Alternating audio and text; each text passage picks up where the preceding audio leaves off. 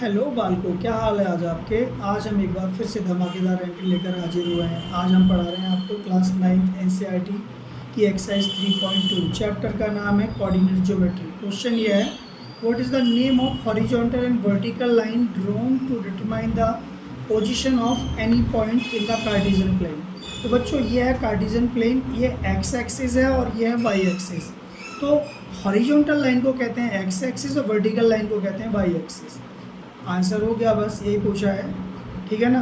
एक बार फिर समझ लो, इन्होंने बोला है कि हॉरिजॉन्टल और वर्टिकल लाइन को क्या बोलते हैं।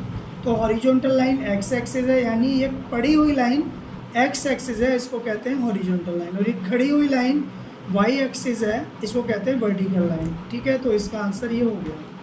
अब करते हैं क्वेश्चन नंबर इसका सेकंड पार्ट। बच्चों, इसका सेकंड पार्ट ये है कि what is the name of each part of the plane formed by these two line. इन दोनों लाइन से जो चार पार्ट बने हैं ना, ये और ये, इनका नाम क्या है, इनको क्या कहते हैं। तो बच्चों मैं बता दूं, इनको कहते हैं, इसको कहते हैं फर्स्ट क्वाड्रेंट, इसको कहते हैं सेकंड क्वाड्रेंट, इसको कहते हैं थर्ड क्वाड्रेंट, इसको कहते हैं फोर्थ क्वाड्रेंट। और ये यहाँ पे लिख रहा हूँ, ठीक है।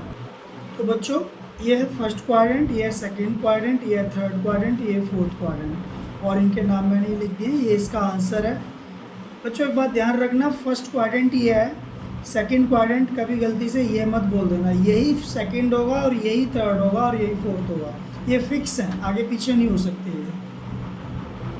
इस क्वेश्चन थर्ड पार्ट में ही पूछ रहे हैं बच्चों, write the name of the point where these two line intersect. जहाँ ये दोनों लाइन इंटरसेक्ट कर रही हैं, इस ओ पॉइंट पर काट रही हैं, मतलब इस पॉइंट का नाम बताना है आपको, ठीक है।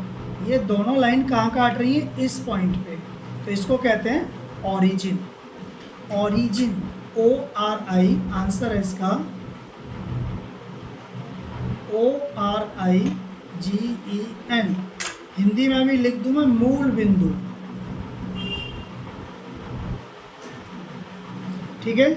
ये ऑरिजिन हो गया और ये इसका पहला क्वेश्चन इसी के साथ खत्म हो गया। बच्चों ये है question number 2, see the figure and right the following. तो पहला पार्ट है इसका, द कोऑर्डिनेट्स ऑफ बी। तो देखो बच्चों, कोऑर्डिनेट बी पॉइंट ये है, तो पहले हम कोऑर्डिनेट लिखने के लिए पहले हम एक्स एक्सिस को देखते हैं, फिर वाई एक्सिस को देखते हैं। तो एक्स कहाँ पर है, -6 पर, और y कहाँ पर है, ये y एक्सिस की ओर गए, तो y कहाँ पर मिल रहा है, यहाँ पर 2 पर, ठीक है। ऐसे देखते हैं, तो इसका हो गया कोऑर्डिनेट -6,2, -6,2, ठीक है। समझ में आ गया होगा। पहले हम x की ओर चलते हैं, तो x पर कहाँ पर ये मीट कर रही है लाइन, -6 पे, और फिर हम जाते हैं ऊपर, यहाँ पर फिर y एक्सिस पर कहाँ मीट कर रही है, 2 पे, तो ये -6 और 2 हो गया, ठीक है। दूसरा है the coordinate of C.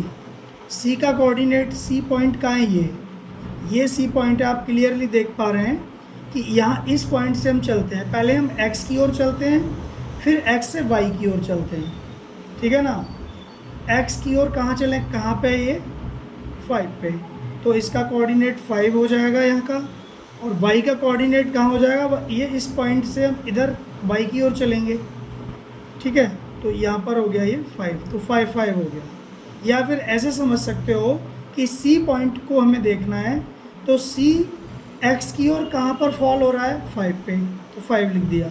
Y पर कहाँ फॉल हो रहा है, ये 5 पे, तो 5 लिख दिया। ऐसे भी आप कर सकते हो, ठीक है।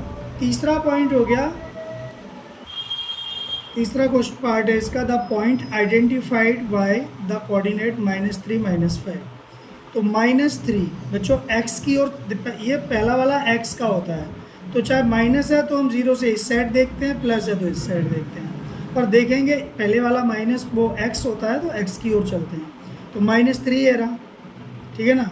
-3 और -5 का है, ये दोनों पॉइंट कहाँ मिल रहे हैं, -3 और -5 यहाँ पर मिल रहे हैं बच्चों, ई पर, तो -3 -5 इसका हो गया, -3 और -5, ठीक है। तो ये पॉइंट कौन सा हुआ, ई, तो यहाँ पर हमने ई लिख दिया, इसका आंसर ई हो गया ये, तो यही लिख दिया, देख लिया, अपनी कॉपी में जो कर रहे हो वो कर लेना।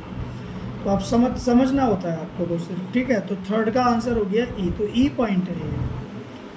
चौथा है the point identified by the coordinate 2 और -4, तो 2, पहले एक्स का देखेंगे 2, तो पहला x होता है, दूसरा y, तो ये 2 तो एक ये रहा, और -4 का है, नीचे की ओर चलोगे तो ये -4 है y का, तो ये g पॉइंट निकला इसका, क्या निकला, g पॉइंट। तो 2 और -4, 2 -4, तो g पॉइंट लिख दो, यहाँ पर g लिख दो, ये आंसर हो गया। कितना आसान है।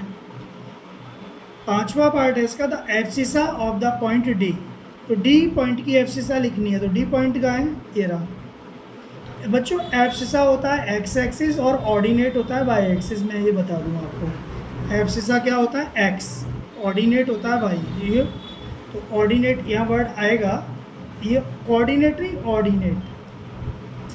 The abscissa of the point D, D point का एब्सिसा यानी x axis, D point x पे कहाँ गिर रहा है, 6 पे, तो डी पॉइंट का एब्सिसा हो जाएगा 6, तो ये हो गया डी पॉइंट का एब्सिसा 6। इसके कोऑर्डिनेट लिख दो पूरे 6, इसका कोऑर्डिनेट हो जाएगा 6x, 6 है, और यहाँ पर y, ये डी पॉइंट यहाँ पर गिर रहा है 6 पे और यहाँ पर गिर रहा है 2 पे, तो ये 2 हो गया। तो ये एब्सिसा इसका हो गया, यहाँ पे लिख दो एब्सिसा, ABSCI,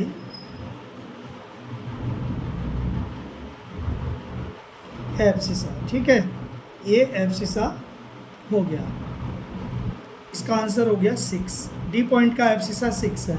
आगे का देखो, the coordinate of the point L, L point के कोऑर्डिनेट, बच्चों एल कहाँ है ये, ठीक है, तो एल पॉइंट का कोऑर्डिनेट, बच्चों एल पॉइंट का कोऑर्डिनेट कैसे देखोगे, पहले हम एक्स चले, लेकिन एक्स तो चले ही नहीं है, हम वाई चले हैं सिर्फ, यहाँ से 0 से एक्स का 0 हो जाएगा और y का हो जाएगा 6। इसका जो l का जो कोऑर्डिनेट है, x जिस हम एक्सिस पर चलते नहीं है उसका 0 होता है। अगर आपका y एक्सिस पर कोई पॉइंट है तो उसका x 0 होगा, और x पॉइंट पर कोई कोऑर्डिनेट है उसका y 0 होगा, इतना ध्यान रखना है आपको। तो इसका y एक्सिस पर कोई भी पॉइंट है, y एक्सिस पर यहाँ है, तो इसका x 0 होगा, तो इसका 0 और 5, ये हो गया 0 और 5, समझ गए होंगे आप, 0 5, तो इसका L पॉइंट के कोऑर्डिनेट हो गए 0 और 5। 0 क्यों हुआ, 0 इसलिए हुआ क्योंकि y एक्सिस पर हम गए ही नहीं हैं। अब यहाँ पर D था, सपोज करो D था, तो हम x पर 6 गए और y पर 2, तो यहाँ पर सिर्फ y पे ही चल रहे हैं, हम x पर नहीं गए।